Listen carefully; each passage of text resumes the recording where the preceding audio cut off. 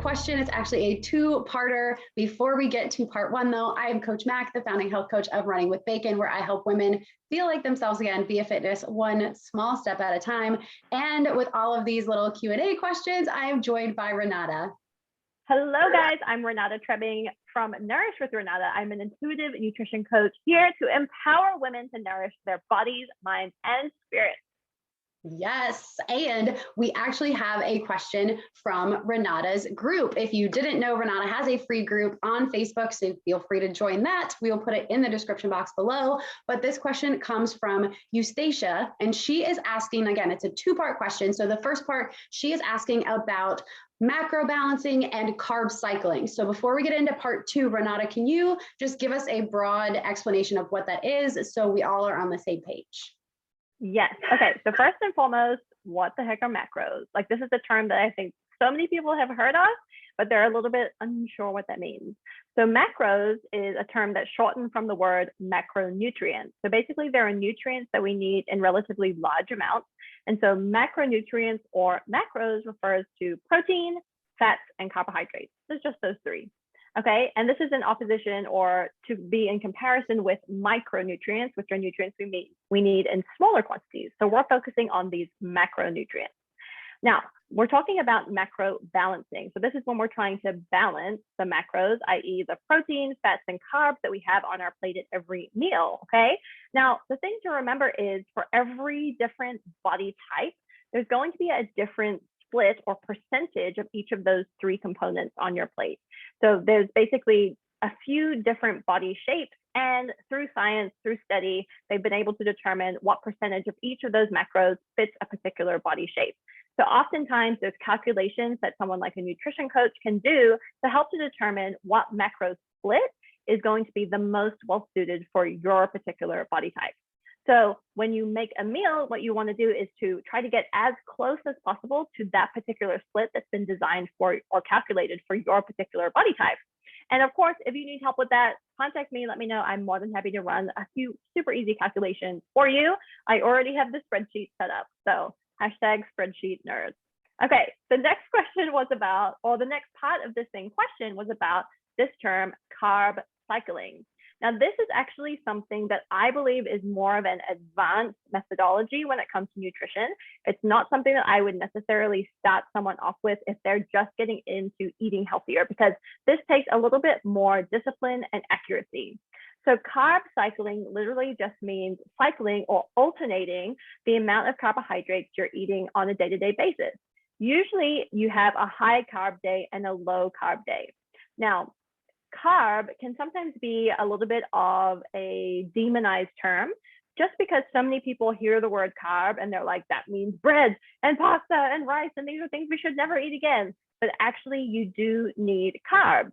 Why? And not just the carbs that are refined, but also the unrefined carbohydrates like vegetables and fruits.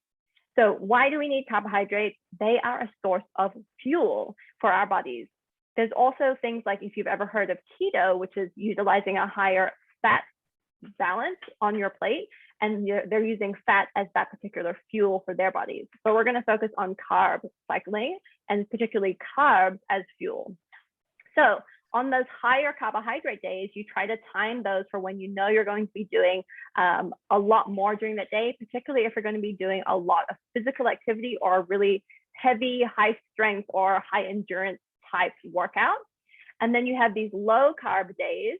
And those days are generally for when you're going to be doing more of a low impact, steady state type workout, or you're not working out at all. And so the reason why people do carb cycling is because, number one, when you are putting that amount of carbohydrates into your body, you know that you're going to be utilizing it as fuel. And so it's less likely for storage to accumulate on your body. This can be really helpful for people that are wanting to lose weight, but don't want to necessarily go low carb all the time. They want to use those carbohydrates to fuel them on those days when they're doing those high intensity or heavy lifting type days. So that's my brief overview of macro balancing and carb cycling. Did that make sense, Max? Yes, it does. I think you did that beautifully. Oh, thanks. Okay, so let's go to the second part of this question, which I think is so great. Eustacia asks, is there benefits when your nutrition is fitness focused? What do you think? Yes. So my broad answer, yes. I definitely think that nutrition is a fantastic complement to whatever your fitness goals are. And so because this was a two-part question, so macro balancing and carb cycling, and how that a lot of people, like Renata was saying, use carb cycling on different days of the week, depending on their workouts. I will say though, it is very individual. So for example, I am someone that I don't necessarily need a high carb day on the day that I'm doing all the activity. I need it the next day. That's when I am starving and ravenous and I just want to eat everything in sight. So if I was doing carb cycling, I would actually have it on my recovery days from my highest intensity workouts. So it does take some finagling. And so like Renata said, it is a more advanced methodology of eating to accompany your fitness. But so in a more general sense about nutrition, having nutrition that is based on your fitness goals and your fitness program for that matter, I think it goes beautifully together, but again, takes some individualization. So for example, it depends on your program that you're doing. Are you training for a marathon, or are you training to get a PR on a certain lift? Or are you just training for like regular health and fitness goals that you just want to look and feel your best and look good in your clothes, or naked for that matter, whatever you're trying to look good in. Yeah, whatever your goals are, it definitely helps to have a nutrition plan or way of eating. It doesn't have to be, I say plan loosely. So, because it doesn't have to be where you get, a 30-day meal plan and it says eat this, this, this, and this, but it does help to have some structure to your food, your way of eating that will complement your fitness goals. Because for most of us, what happens if we don't do that is that we just end up eating whatever, whenever. And so it's kind of like I forget that saying, but it's like if you don't have a plan, if you don't have a destination, like you'll end up going nowhere or something like that. So it's a very similar thing. If you are putting enough effort into your fitness program and your fitness goals, it is absolutely worth having a nutrition style or plan or way of eating that complements it so that you get the most out of your training. Otherwise, you can kind of end up like butting heads and having your fitness trying to do one thing and then your nutrition saying that you're trying to do something else. So what are your thoughts on the nutrition that complements fitness? 100% agree. I feel like nutrition and fitness go together like peanut butter and jelly, or peanut butter and chocolate in our case. But honestly, I feel like I kind of think about it as you may have, for instance, a fitness goal, right? And food is the perfect way to fuel your body to reach that particular goal. So it really is the best complement that you can have. And I mean, I just think about people who, for instance, are trying to build muscle. If their nutrition is fitness focused, so obviously their nutrition has to be built in order to be able to add extra protein, extra carbohydrates in order to fuel their workouts, but also to build that muscle, then that's helping them to reach that particular goal, much more easily than if they didn't have a nutrition plan that is so focused on their fitness.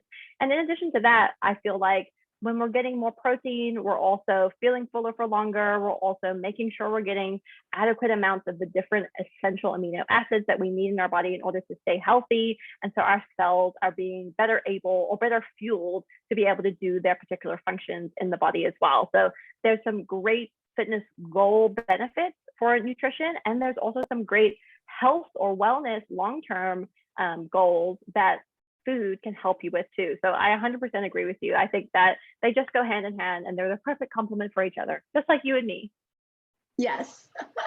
And I will say too, one more, I guess, add on for that is people get really, I'd say into the weeds of nutrition timing when it comes to your fitness goals. And I would say, again, it's a more advanced strategy, but if you're worried about meal timing and in regards to your fitness, like how soon after a workout should I work out and what's the carb to protein ratio that I need for optimal recovery and all of that kind of stuff, you're definitely talking a more advanced methodology and ways of thinking. So get in touch with either one of us and we can help you through that. But yeah, I would say for most people, like the general population, if your fitness goals are general health and wellness and just feeling good, I would say you don't actually need that advanced of a methodology. You don't really need like a recovery shake after your 30-minute Pilates or HIIT workout or something like that.